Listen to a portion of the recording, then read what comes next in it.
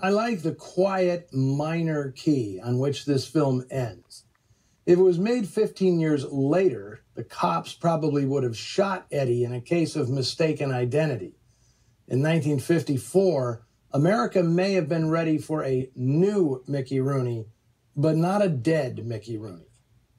Now, if that beach house looked familiar, you've seen it in a couple of other movies I've shown on Noir Alley, Tension and 711 Ocean Drive. It's not, however, the house from Mildred Pierce or Kiss Me Deadly. Those are two different places down the road in Malibu. Now, at the same time, writer Blake Edwards and director Richard Quine were making this film, attempting to expand Mickey Rooney's screen persona, they were also creating a TV series for the actor, The Mickey Rooney Show, in which the 34-year-old Rooney played 23-year-old Mickey Mulligan, working as a delivery boy at a TV studio and dreaming of becoming an actor. It lasted one season. Not long after that, Rooney returned to big screen crime, playing guys on the wrong side of the law in Babyface Nelson, The Last Mile, and The Big Operator. In those films, Rooney went rancid, his keyed-up, full-throttle energy channeled into violent psychopathy. He is completely believable in all of them. And it was this version of himself that Rooney parodied in the 1972 film Pulp. On the heels of Drive a Crooked Road, Richard Quine directed another terrific noir, Pushover, which introduced Kim Novak to movie audiences. She and Quine had a long-running romance that stalled at the altar. They did make several more films together, however. Bell, Book and Candle, Strangers When We Meet, and The Notorious Landlady, the latter co-written by Blake Edwards. For a guy who'd become synonymous with comedy, Blake Edwards loved crime stories.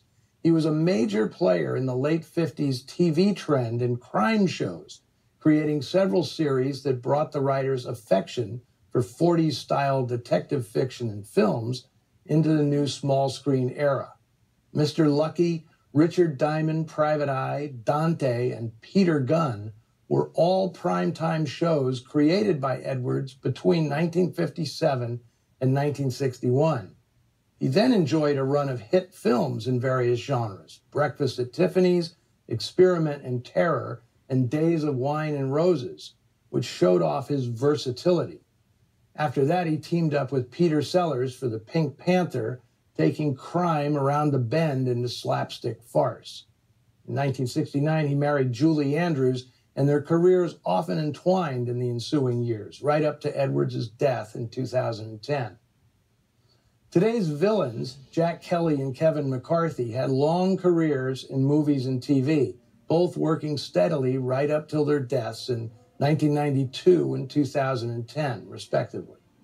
Their co-conspirator, Olga Laruska, that's Diane Foster's original Ukrainian name, co-starred in a few other films in the 50s, including The Brothers Rico, shown previously on Noir Alley.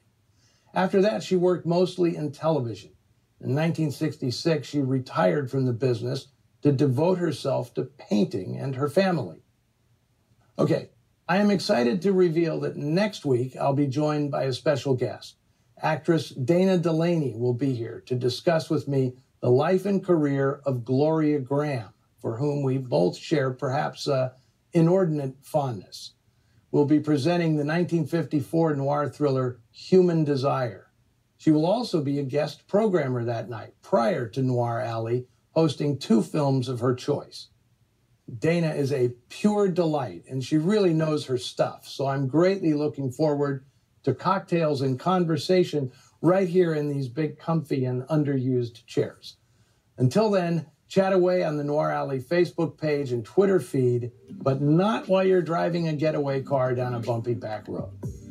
See you in the shadows.